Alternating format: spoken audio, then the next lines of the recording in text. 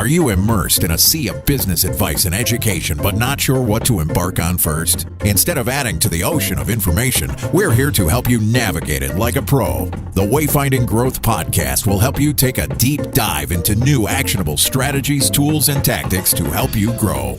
So start charting a course for business growth as you explore a better way to grow further, faster, with your hosts, Remington and George B. Thomas. What up? This is kind of crazy. Like, we're going to be side by side the entire time, making it easy for editing and for your viewing pleasure, because 9 out of 10 Wayfinding Growth viewers say they want to see more of Remington's bald head. True fact. Actually, it's not a true fact. How you doing, Remington? I'm doing good. What about you, George? Oh, man, I can't complain at all. I really can't complain. I'm super excited that we're getting together to recap Mr. Pete Caputa's episode that happened last week. And, man, I'll tell you, there's some very interesting things that I think we uncovered as he waxed poetic on data and performance. Yeah, for sure. You know, I've known Pete a long time, and it was really neat to get him one-on-one on our field, if you will. So that was fun to do. So I look forward to doing that again sometime soon. Yeah, absolutely. You know, it's funny, before we dive into things that we learned through Pete's kind of vocalizing, I do want to say it was very interesting that at the beginning to hear Pete talk about, like, you and I coming together as a team, and like Impulse Creative just in general as far as an agency and power user of Databox. So not that I'm, breaking my arm to tap or pat ourselves on the back, but it was kind of nice to kind of get a visual of that from somebody else. The reason I'm bringing that up, Remington, is because one of the things that I think is important to growth, and it's this episode and beyond, is the fact of being self-aware or aware of who you are in a space. And you have to pay attention to those micro moments when people kind of drop, I'll say hints, or flat out, like, this is what I think or feel, so that you can kind of package that around and build a map, if you will, or a compass or whatever, to kind of understand where you are in that space. So that was very interesting to me. Yeah, so I'll call those waypoints. And I'll get more into those later. Keep that nautical theme going. But so we're recapping Pete's thing where he's talking about predictable performance improvement. And I think that we'll get more into this in the Bermuda Triangle, but like, you've got qualitative and quantitative data. So him saying that, and of course us being an inbound, and then, we've had a lot of people reaching out about all the Sprocket Talk and conversational stuff we're doing. It's been really, really awesome. And I'm not saying that to brag, but more of that's going to be more of the qualitative, like, wow, like the stuff we're doing is affecting people, positive or negatively, hopefully positive. But in general, it's driving, some kind of a visceral reaction. And so when people are like, oh, you're doing great here, or, Pete saying, oh, like, it's really exciting to see you guys riffing out together, that's one of those things that's one of those like check marks for you to know that you're on the right track qualitatively, not necessarily quantitatively. Yeah, it's funny when you bring that up, my mind immediately went to, and don't ask me why, but it did, like your stats and your story, and the fact that you should be measuring both of those, right? Like, because there's just like, there's two powers at play when you come to this. It's funny, as we got into this episode, I started to really enjoy Pete's story in history and just of HubSpot. I think it was like 9 years at HubSpot, and just being focused in on marketing and agencies and measurement. You could tell immediately, like, he knows this stuff. Like, he knows it backwards and forwards. And so I quickly was like, oh, this is going to be good. We're going to learn some stuff. And then what I really want to talk about too, just to kind of mention, if you didn't listen to the episode, you got to go back or listen and watch the episode.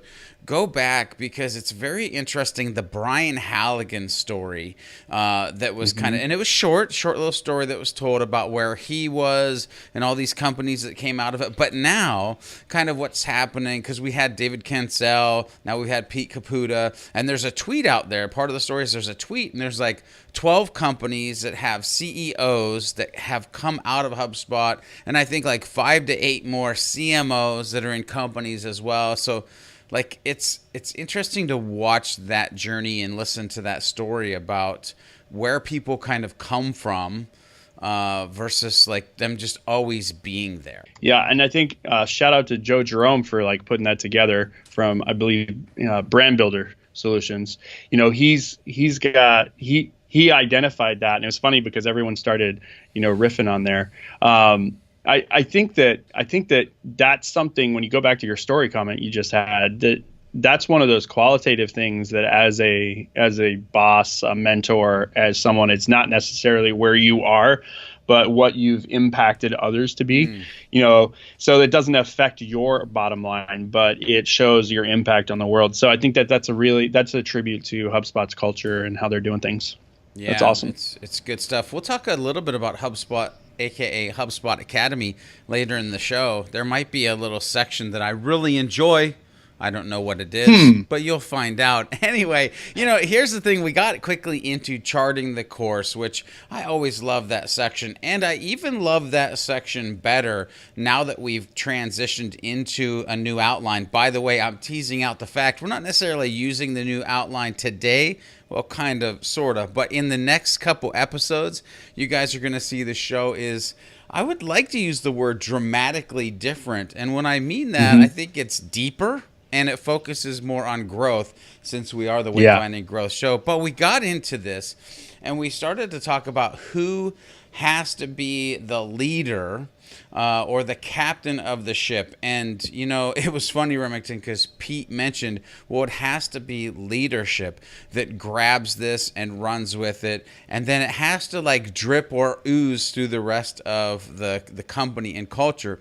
And again, not to talk about ourselves, but when Pete started to tell this story, I was like happy inside. Like, I was like, man, I'm like a kid on Christmas morning, because I realized at Impulse Creative, leadership does run the ship, is the captain. You and Rachel, and I might I even dare say Audrey are like focused on the metrics and understanding what we need to be looking at from a project level to an individual level to like high level, like company things, and kind of maybe wax poetic for a little bit on why that's been important, like how you got into that mind frame, why you've been, like Pete said, a Databox user for probably since they were started. Before him. Or a week after they were started. Right, exactly. Like, yeah, it was before Pete. Why has that been important to you? Yeah, so two things. So when we're talking about, this predictable performance improvement, that's something I like people to think more of intentional growth. That was the whole premise behind this show. But like intentional growth, like growing because you're trying to hit an objective. But so in that regard, I'm going a little sideways here, but the owner of this should be leadership, to your point. But if you are reporting or have any kind of result that you're responsible for, then 100% you could be doing this yourself, right? Because the idea is to be able to predict success, not report on whether you did or not.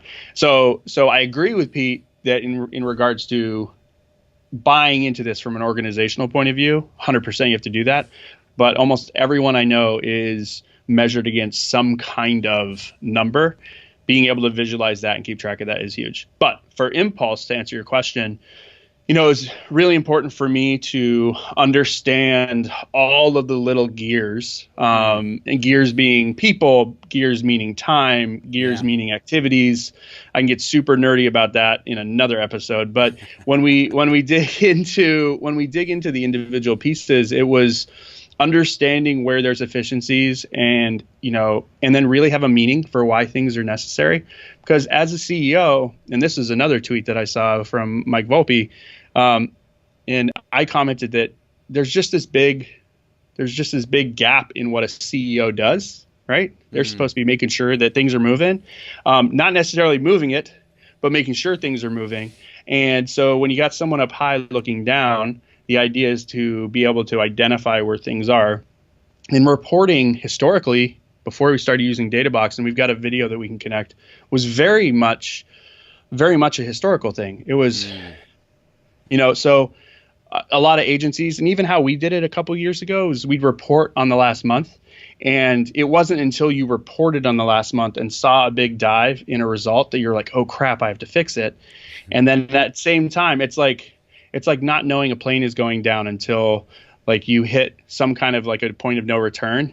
It's going to take a lot, like your rate of success is going to be a lot lower. So at Impulse, when we, really it was the chrysalis effect that we had in our agency prior. It was trying to be more data driven and understanding where success was. And then we started to kind of break all that stuff down. And now what we do is we have a bunch of rolling 30-day numbers, everything from track time to revenue to, how efficient people are. And sometimes it can feel like it's too much math, kind of like right now. But then on the other side, it's one of those things where we start to know that we need to amp things up before it starts to affect the business negatively. Yeah, without a doubt. And it's funny because as you're kind of talking through that, my own personal opinion started to kind of bubble up to the top of my brain of like, pretty much at any point in time in my life when I've had to say, oh crap, it's too late. Right? Mm-hmm. And so I'd much rather say, that's interesting than right. Crap. And I know we're going to talk a little bit about this later in the show, but really what you were kind of precursoring or talking about there is getting into the mode of real-time reporting. And I know with Sprocket Talk, like I'm always looking at the numbers, what videos are doing good, what got the, most surge out of the gate, because then I realize, okay, I want to make more videos like that, or I want to do intros like this, or I want to make sure I don't say those things. That's like real-time paying attention to what's happening before the next one's recorded. And you can just expand that out into a whole business thing. The next thing we talked about, Remington, which I know, well, I shouldn't say I know, I feel that you might have some opinion on, is that we started to talk about this methodology or kind of these 5 steps. And Pete, he kind of quickly went through them. I wish we would have, in hindsight, hence the show transition and changing, I wish we would have dove a little bit deeper in each one of those 5 things, but he talked about selecting key initiatives for the quarter, set your monthly goals around your initiatives, adapt your plans to those goals weekly, constantly monitor your progress, and share results in real time. And yes, people, I did just turn and read those because it's not my methodology. I just learned about it last week just like you. Right. So, Remington, like, what are your thoughts on kind of a methodology being put in place and these steps, like, I don't know, like, what are your thoughts? Yeah. So I've had these conversations with a couple, CEOs, CMOs, and just product people that methodologies, you can't have more than one methodology that you run by, right? So you have to have a methodology, and it should be, in all reality, your own, which we'll get in more of that yourself. But now a framework is a completely different thing, right? And so I think what Pete is talking about is in his methodology. It can be the methodology that they run their business on, and that is totally fine. I'm not fighting that. But the framework or methodology, place in the word that you prefer, is going to talk about the things that have to happen. Now, one of the things I really appreciated was he brought in some similar sources of some of this information. One of them being Traction, the book, in Marissa Smith back quite a few episodes before talked about that. So we could link back to that other item. But they talk about the big, hairy, audacious goals, and then the rocks, and then I think it's the 5-year plan, the 3-year plan, the 1-year plan, and then the quarterly initiatives.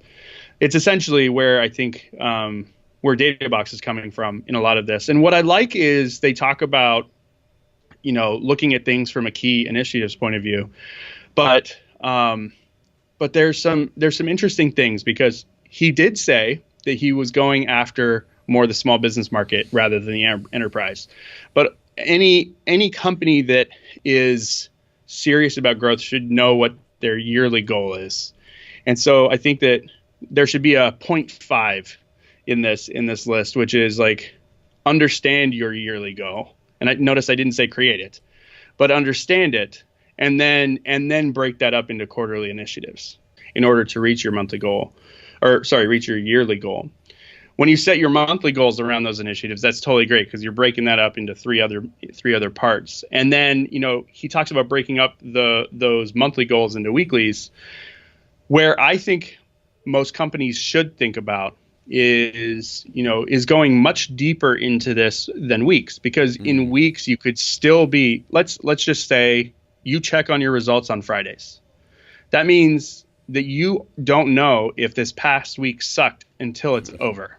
Yeah. Right. And so he's saying share results in real time. And I think that's where he's going. And I can't wait to see like a more detailed explanation of it. Because when we record this episode, he was just literally releasing this to the world. Yeah. But sharing and acting on those results in real time is really where, I think the value is. And so he says, plan those, but you have to be able to pivot. And if agency life has taught me anything, pivoting when needed is super important. So those, those things as you go through each of those are really apparent. But like for us, we have our Databox reports, and they are dailies, right? So we look at a 30-day, just a rolling 30 days. So we're not worried about this time last month whether we were better. We're just continuously looking at whether we are doing better than we were the previous 30 days. And so some really interesting things. So one of our dashboards, and we'll screenshot this and put this in the episode, is we have our traffic initiative. So our goal is to 10x our traffic for Impulse, right? And so we've broken it down on what that looks like. And I believe right now we are at 4.5x, and we're about 6 months in, right? So as we are looking at this chart's really beautiful. It starts to compound. But what we notice on a day-to-day is, the traffic that we had yesterday was 300 visits lower, than it is today, or the opposite. And so you can go, what did we do really well 30 days ago? So it allows for you to be able to look back at a reference point no matter what and understand what things are doing. So right now we're going through inbound last year. It's so last year. Inbound last month, right? And so we can go, oh, well, we were sharing a lot on social, so we're not getting as much traffic. Just stuff like that. Yeah, exactly. But that 30-day rolling, I think, is the most important thing. And, for larger companies, it might be a 1 week rolling. But the idea is you always want those things to be in the green and positive across the board, because that's growth. That's what you're going for. Yeah, I love it. And it's fun. Let me just go ahead and insert this real quick. Remington did mention Marissa Smith. That's actually back on episode 4, and then we did a recap on episode 5. If you want to go check those out, that's, again, episode 4 and 5, where we talked to Marissa Smith about EOS and all the wonderful things around that. Now, it's funny, Remington, that you got into this, because really what you're talking about, and I put a quote here from Pete, you're talking about real-time reporting, and Pete said something very interesting to me, and I was like, oh man, that's probably the mindset of not everybody, but a lot of people out there.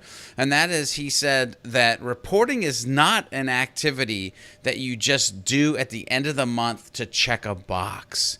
And so many people are like sending a PowerPoint or sending an email, and heck, even HubSpot allows you to like, hey, send this report every month to Jimmy in HR so that he can see what happened already and can't do anything about it. Like, so that's rough, right? But then also, like, I want the Wayfinding community to go back and listen to Pete's calendar management tips around what we actually just talked about, and that to do real-time reporting, you'll need to set some things in place to actually go back and pay attention to that real-time reporting, or to actually set up that real-time reporting. It's not like for instance, and Remington said screenshots, like the reports are there and in place, and they're on a TV that you can walk into the agency and just see all the time. Going to the bathroom,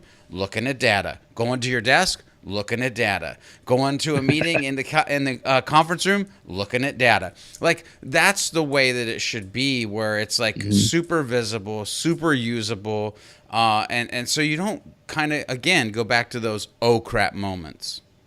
Yeah. 100%. So I think the calendar thing is great, especially for remote employees, because they may not have an extra TV where that board can be going, or people who, don't have a TV on their wall. But it is worth it to buy that TV, throw it on the wall if you have an office, and essentially have that there, because it will drastically increase the results, right? I think what gets measured gets improved. Right. And that's one of those things that, imagine doing that every day. And I actually shared a quote that I was reading up on today on Facebook, and it was a 1% improvement day after day will be a 365% improvement year over year. Think about what that would do to your business if you improved 1% daily instead of 1% monthly. Yeah, when I saw that post, I was like, I got to share this. This is right up my alley. It's funny, too, because I know Wayfinding Growth listeners and viewers that Remington had that last bit of conversation with you, and he was really delicately dancing around because he knows who I am. And I'm sitting here thinking, oh, well, we should buy a TV for remote employees so that they can have a dashboard on their wall, because I surely would make a Sprocket Talk dashboard. No, I wouldn't. I mean, I would. I have one. Yeah, I just wouldn't put it on my wall because my wife would be like, what is that? Anyway, I digress. We started to talk about the tools, Remington, and what's interesting about people who sell tools, they like to talk about everything but the tool.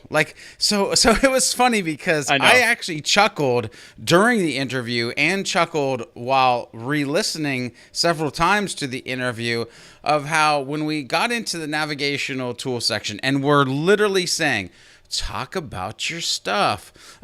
Pete, just like David, was like, and so there's this other tool, and we use this 12 tools and these other 32 tools. I even made a joke about, I felt like I was at the Emmys because we were listing all these tools, but we almost had to extract out.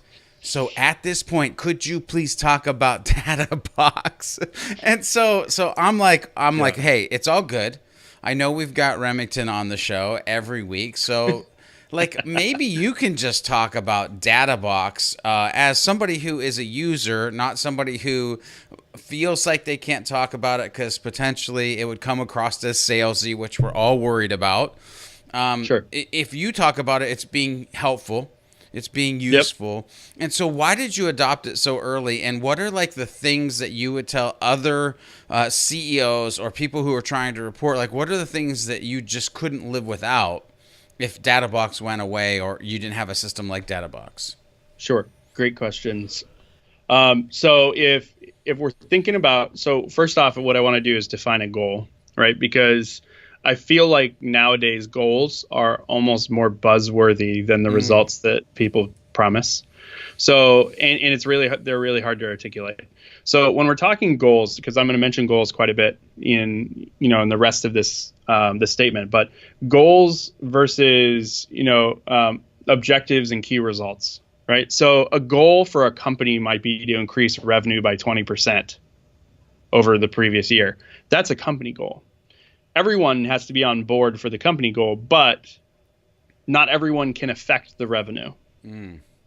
Right. So this is where Databox really starts to come in. So if you have those objectives and those key results that each department is required to hit in order for the big picture to happen of that revenue or whatever the actual goal is for the company, the goal for the company might be that we want to increase the number of hires that we have to affect our revenue next year.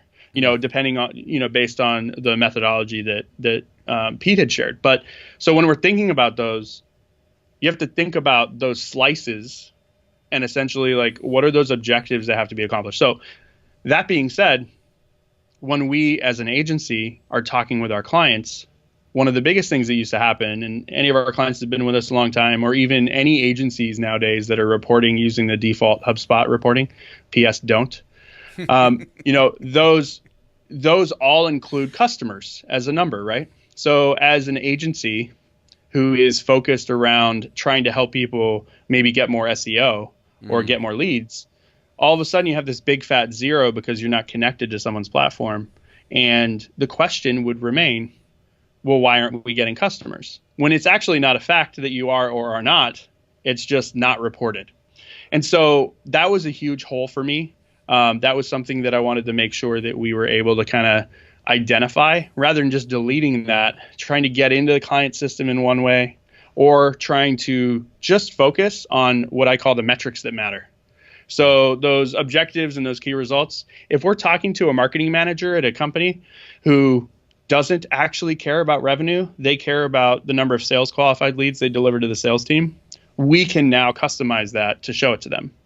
And furthermore, we started with Databox before the CRM was even out in HubSpot, but being able to report into another platform and the whole story be represented on screen in one view, that was a really big piece. So Databox, I think, has, several hundred connectors that you can connect to things like QuickBooks. So we report on our revenue live, shows all of our open invoices for the entire organization. We have a dashboard for our marketing reach and our growth. We also have one for our deal pipelines, and we even have one for our YouTube metrics because we do videos like nobody's business at Impulse. Just a few, so just a couple, just a couple, like 85 or 90 a month.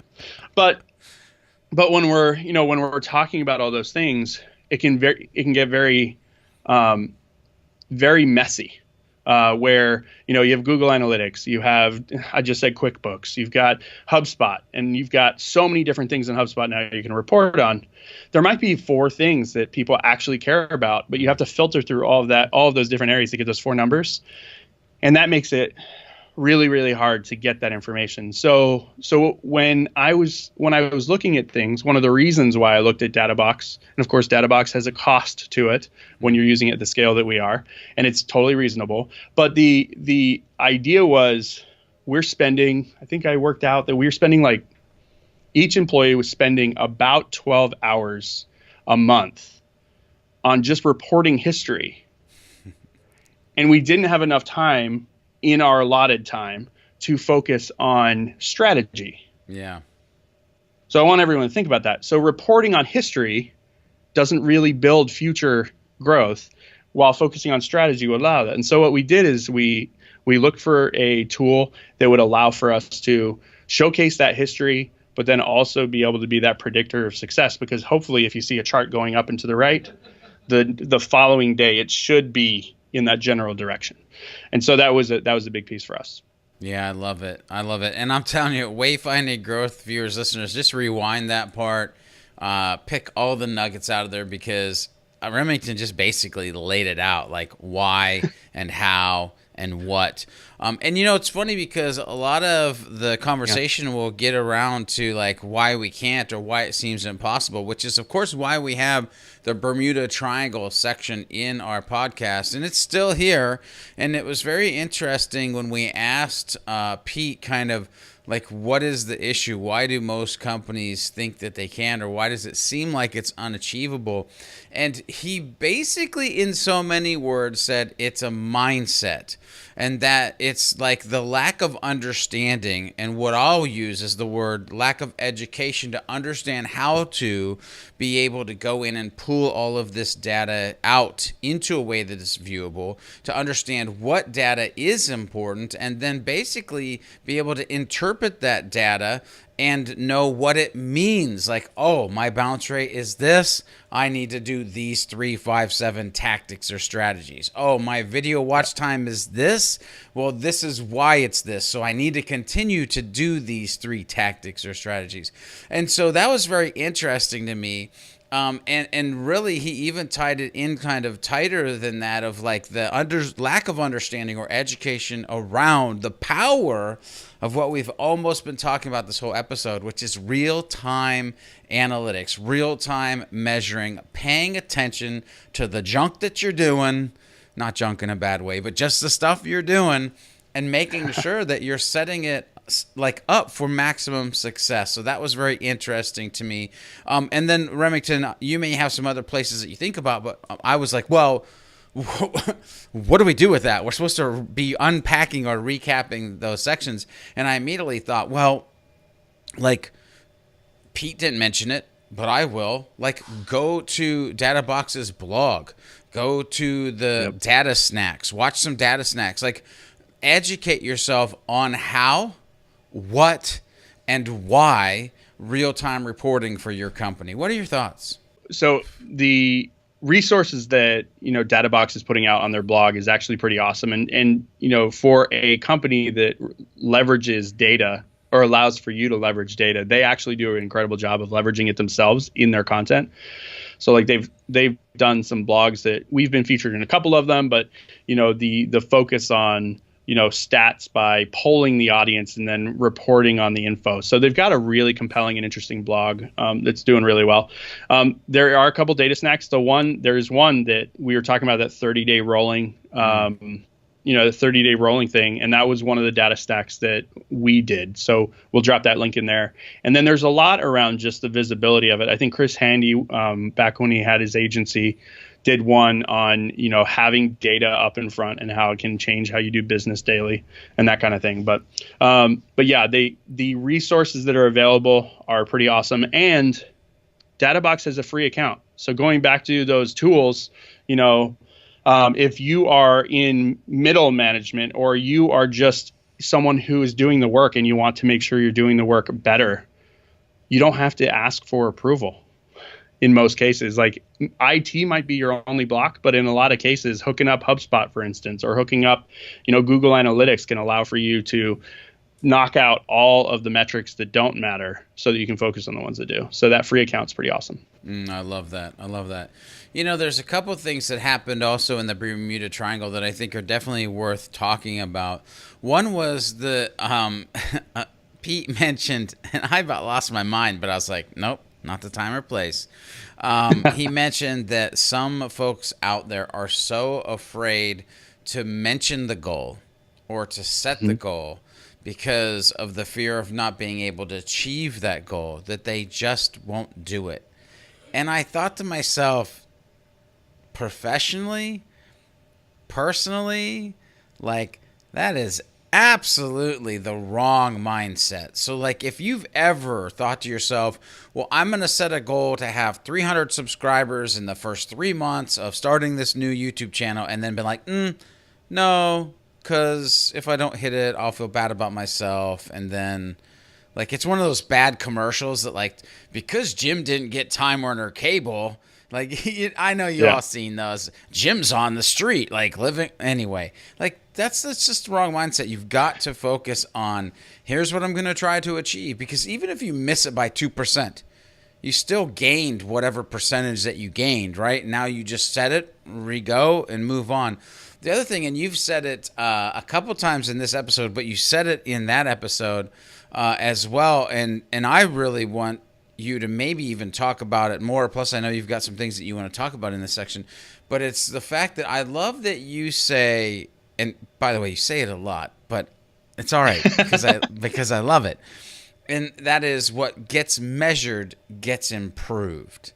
And it's so much more powerful than the saying of what gets measured or what makes sense or whatever. The other saying that is just like if you measure it, you can improve it. We already talked about 1% every day for 365 days, right? So it's just kind of like, talk me through that mentality and what makes you strive for that kind of on a daily basis. So it starts with opinions, right? We are our own worst enemies and as humans. And so when when you go out and do something, just how you said it, people are like, oh, like, I don't even want to set a goal because I don't want to run the risk of not achieving that goal. And so if the improvement is what you're striving for, then that's a completely different mindset. And it goes back to how Pete was talking about the mindset, but more specifically, being afraid of a goal, like that's one of those things, like, so you really need to unpack that. And if you're afraid of a goal because you don't think you can achieve it, then communication has to happen. Right? If someone set a goal that is not possible to achieve, then there needs to be a conversation. If you are focused on trying to hit something, you've got to understand the steps it'll take for you to get there. And that's where that 1%, equals 365%, over a year. But the big thing for me is we're all here to make an impact in one way, shape, or form. And you've got to be able to look back and go, wow, I did that.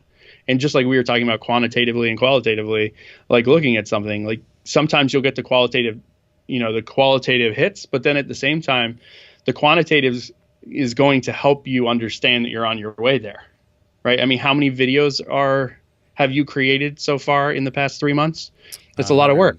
Yeah, 175. Yeah. So when you look at that many videos, it could be very easy halfway through or 20 in to be like, oh, this is tiring. You have to rely on the quantitative and then hopefully get some of that dopamine hit, if you will, of the qualitative to keep that fire rolling. And that's where I think that statement is so important. So if you're measuring your progress, then you know that you're on the right track. But you could also be saying, have we hit the goal yet? As long as you're what I said before, in the green, that allows for you to know that you were one step better than you were yesterday. And that compounds. That's going to be fantastic. Yeah. And, I just realized I lied on Wayfinding Growth because you said, how many videos have you created? I quickly said 175. That's only Sprocket Talk. That's actually not including inbound film. That's not including blog teaser videos. That's not including videos for actual pages, landing pages, website pages. So actually much more, but that's not what we're here for. What I really want everybody to hear in that last section, Remington, and when you said it, I was even kind of moved, is like, I hope the Wayfinding Growth viewers and listeners realize that they're here, on this planet, to put some type of dent in it, right? To do something, and goals and passion and all the other crazy things that we could talk around that are fine. But if you don't have the mindset of that is your number one thing, it's I'm just going to make a dent. I'm going to make, and you use the word an impact, but I'm going to make an impact in the world that I live in. Man, just realize that. You know what else you should realize is it's time for Captain Killing It. And this week's actually easy because there's a new campaign that's out on the interwebs that I absolutely love. I think it's amazing. There's a couple reasons why I think it's amazing. First of all, HubSpot Academy, and I know it's probably packaged as HubSpot, but I got to imagine that HubSpot Academy is behind it, or maybe it's packaged as HubSpot Academy. I don't care. They're one and the same. It doesn't really matter. But they have this campaign that's out right now, how to be really good at marketing in 2020, and it's all around live chat.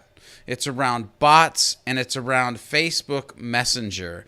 And there's a couple of things that I'm just going to say real quick. One, I love the use of animated robot on the actual page. There's going to be a link in the show notes, by the way. As you're watching this, either go to the show notes, or if you're on the show notes, go below. Because anytime a robot puts on a fake nose with glasses and eyebrows, it's just hilarious. It's just hilarious, and it's good use of web design. Also, the fact that you can click on any of these lessons that they have created, and it just kind of opens up, and you can play the video. So this is a video-based campaign. Hallelujah. Video-based campaign to educate people. Okay, video, education, creativity. This is why HubSpot, a.k.a. HubSpot Academy, a.k.a. the people who put this together, are this week's Captain Remington. I should ask you, what do you think about this campaign? So they got me. I'm somewhat immune. I'm somewhat immune to the HubSpot. The HubSpot conversions, just because I tend to focus on other things outside of the bubble. But one of the reasons that they got me is actually really specific. Is they didn't say 2019. So one of the things I love is, we've been having some conversations about this is the last quarter of 2018, so we should start talking about 2019. Yep. Actually, probably not. It's actually quite brilliant because you're not going to be able to make a pretty big impact in the beginning of your 2019 if you get started today, but you can make a hell of an impact in 2020. Well, if we get started today. Yeah, and here's the thing too. I love that you brought that up because it is another reason I love this campaign, because if you stop for a second and you think about growth and your business, one of the things that is super important is that you as leadership, you as employees have vision to the future. And by the way, 2020 vision, being great at business. Boom! HubSpot Academy, you're this week's captain, killing it. Woo! I love it. That was fun. That was fun. Also, we should say that this one's over. I don't know what you think of the new side-by-side. I will say it's interesting for me because, well, I can't really drink and I can't really clear my throat and I can't really do a lot of things because it's like right on camera, but I'm willing to do it so that we can get these episodes out to you. Listen, if you are thinking about doing this predictable performance, paying attention to data real time, make sure you go over to Databox, check them out. Make sure you reach out to Pete Caputa if you have questions, or even reach out to Remington if you have questions. We've like, you know, I'm not trying to be salesy, but we have helped people through this journey before. If you're listening to this on iTunes, make sure you leave a rating and a review. 5 stars would be fine, some nice words. If you're watching it on YouTube, make sure you hit the subscribe, the bells, all the things that we know that you're part of the community. But as you go forward, as you grow your business, make sure you're paying attention to leaving that dock of mediocrity and setting sail to the sunset of your success.